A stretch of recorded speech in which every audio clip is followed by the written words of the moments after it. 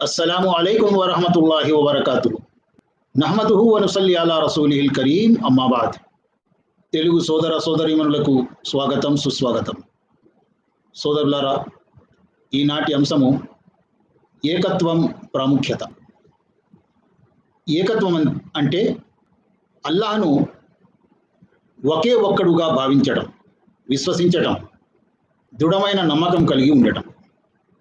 అయితే భగవంతుణ్ణి ఒకే ఒక్కడుగా, నిస్వరూపుడుగా, నిష్కలంకుడుగా, నిర్వాకారుడుగా, నిస్సహాయుడుగా భావిస్తే లాభం ఏంటి అనేది మనం ఇందులో తెలుసుకుందాం.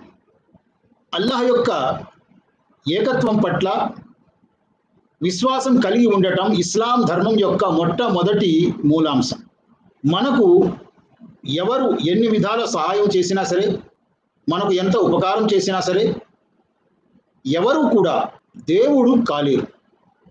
ఇది వాస్తవం. చాలామంది మనం చూస్తూ ఉంటాం, దేవుడిలా వచ్చాడు, దేవుడు ఫలానా వాడు సహాయం చేస్తే దేవుడు, ఇలా అంటాం. కానీ దేవుడు, భగవంతుడు అనే పదానికి అర్థం తెలియక చాలామంది సహాయం చేసేవాళ్ళని, లేదా డబ్బులు ఇచ్చేవాళ్ళని, లేదా ఏదైనా మంచి అవకాశం ఇచ్చేవాళ్ళని దేవుడు అనేస్తుంటారు. అది మహాపాపం.